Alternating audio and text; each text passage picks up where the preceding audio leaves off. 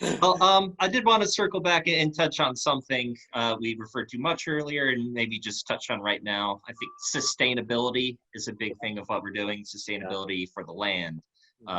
This is technically not a native species, but turning around back to you, back to a philosophical conversation, what are some changes in your own life in sustainability that you're talking about? And, you personally, philosophically, what are some of these COVID thoughts you've been having?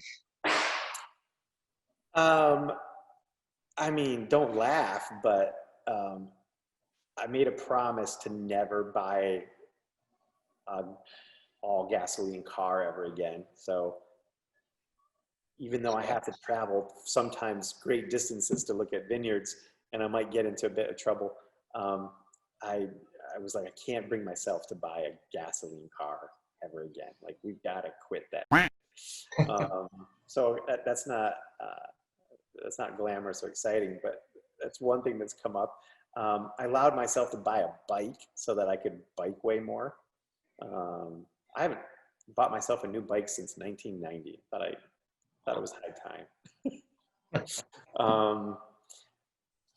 I mean, nothing profound, but I don't know if the things that are gonna change our circumstance can be profound on the individual level. What's profoundly impacting us is the actions of, entities that are far larger than just me or my family. Even, all the cars don't equal what a few large corporations do as far as emissions and impact on, on the world. So, okay, so I drive a hybrid. That sounds like a really bougie, virtue signally thing to do. I think the sphere of influence that I have the most impact on is using my money to compel or entice growers to farm differently. That's probably the biggest impact as a tiny wine producer that doesn't own land or property. Probably the biggest thing that I can do, and this just sounds so unsexy, is tell a farmer, I'll pay you more money to stop using Roundup. That's it. That's probably on the ecological side of my life, probably the most impactful thing that I've figured out to do so far.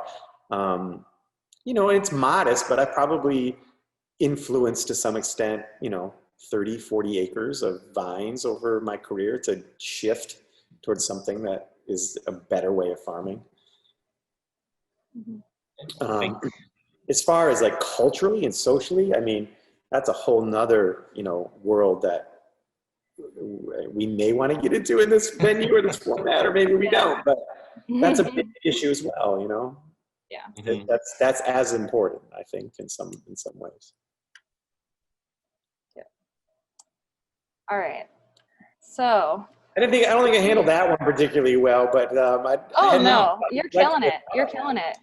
What I'm trying to talk about now is, the lack of diversity and representation in the winemaking industry, right? A lot has come to light recently. A lot of the unethical, racist, sexist policies of a lot of winemakers that have just been eliminated. So, how do you think we address this? And are you already seeing any changes? Like, what are you seeing come from this so far? Yeah.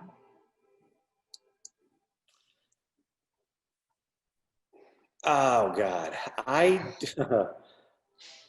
I'm really worried that I'm really worried that we're not going to see large change beyond this moment, because I get the feeling from talking to people in the industry, talking to friends, BIPOC friends and colleagues, that there's a lot of performative gestures and activity taking place. And what's happening right now is not a measure of how far we've come or we're getting. I don't know if I can answer that question until we see what these same people that are reaching out, that are amplifying, voices that need to be heard, are collaborating, are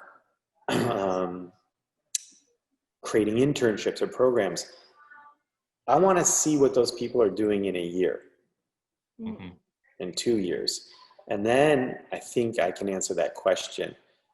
Right now, there's a lot of smoke, You can't really tell where the fire's coming from yet. And I suspect that a lot of this will drift back to its comfort zone, and we'll have squandered the opportunity. And maybe that sounds pessimistic and cynical.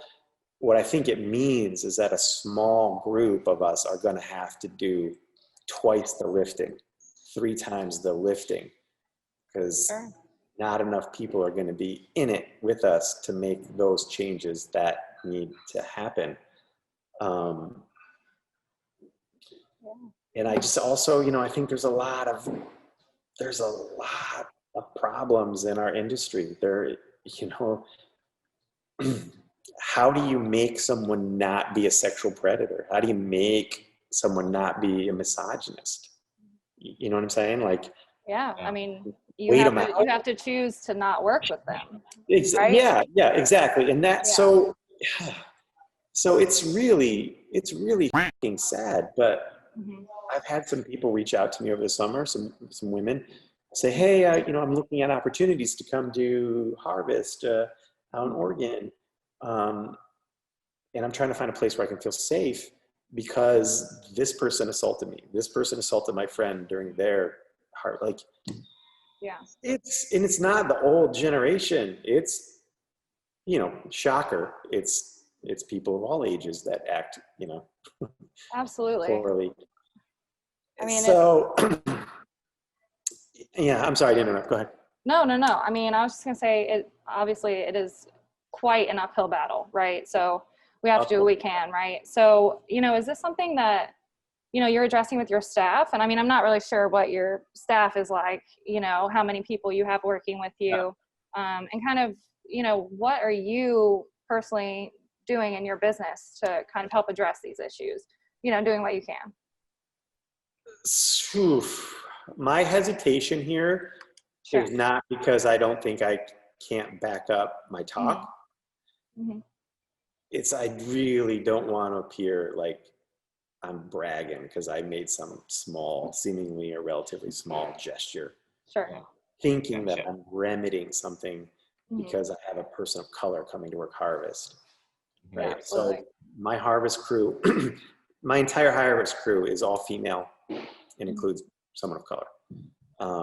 I've had people of color work for me in the past. I've probably over the course of my 17-year career in wine hired far more women and certainly promoted more women than men. I'm not bragging about that because like Chris Rock said, you're not supposed to brag about what you're supposed to do. Yes, very fair point. Absolutely. It's just, it's hard times, and it's, it's hard to know how to go from here. And like you said, it's such a major thing that can't be solved immediately. But I mean, I guess the hope is that, over the next year that this movement does keep up, and that people continue to try to make space for more diversity and winemaking, right? Yeah. So, Dana has been really, really active in that, using her platform over the last several months. I'm really proud of her and support her in that. That has brought a lot of people into our lives that were not in our lives before this happened. Yeah. And that's been amazing. And, I think that a lot of the things that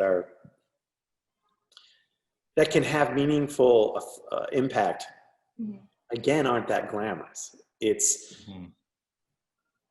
sharing my financials and the real challenges and hurdles in starting a winery or doing something in the wine business with women or people of color. so that they are armed with the truth, because a lot of that doesn't get shared, and it isn't, you know, money is an obstacle to entry for anyone, but even more so for other populations than ones that, you know, Mhm. and simply being a truth teller, like creating a channel for communication that you leave open and that you foster for telling the truth about aspects of our industry and people in it. Mhm.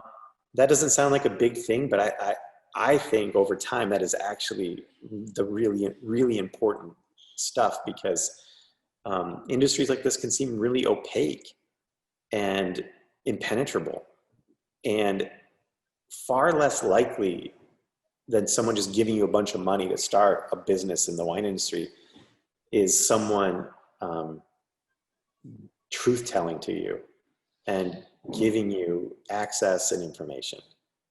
Yeah. I could be wrong, but I'm just, that's just off the cuff. Yeah, no, accountability is definitely an important part of this. I agree. For sure. Well, thank you. Interesting.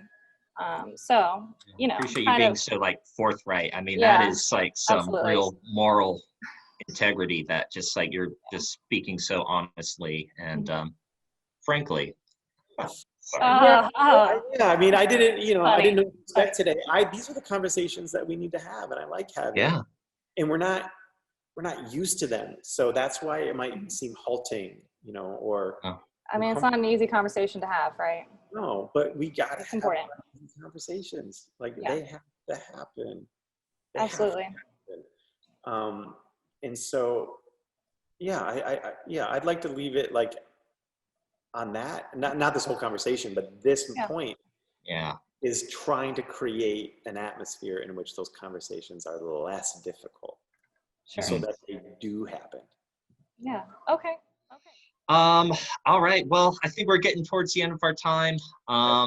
Is there anything that you want to like, you know, sort of plug or mention? Any new labels coming out? Any new any things we should watch out for in the bow and arrow lineup?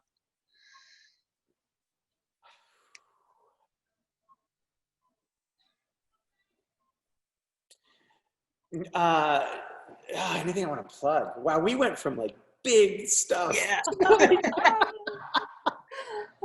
My ears are popping. I think I'm getting the bends. Welcome back. You know, I'm going to release some Chenin Blanc this year, which has just been the longest journey. Obviously, if you're obsessed with the Loire, Chenin is going to be central to that. Chenin is big to me, and it's just so rare here that it's taken me, you know, I started in 2010. It's literally taken till 2020 for me to be able to release a varietal Chenin Blanc from the Willamette Valley. So that feels like a small victory and something worthy of a little bit of fanfare. Didn't make a lot of it, sorry. Don't know how far it will get out into the world this vintage, but hopefully there'll be more, because one of my favorite people in the wine industry, my good friend Mimi Castile, has offered to sell me some Chenin from her Hopewell. From Hopewell? A special place.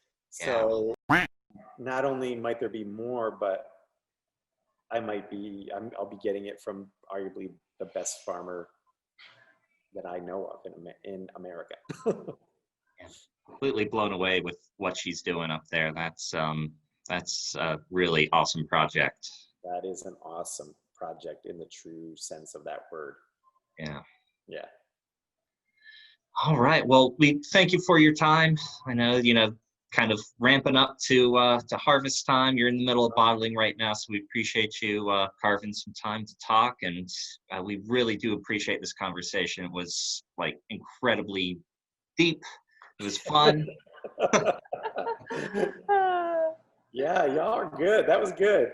Oh, good. That was good. Okay. I would so much rather do what we just did than a lot of the conversations that take place around wine. So thank you for the real talk. Yeah. Thank you so much, Scott. It's Our pleasure. wonderful talking with you. Yeah, likewise.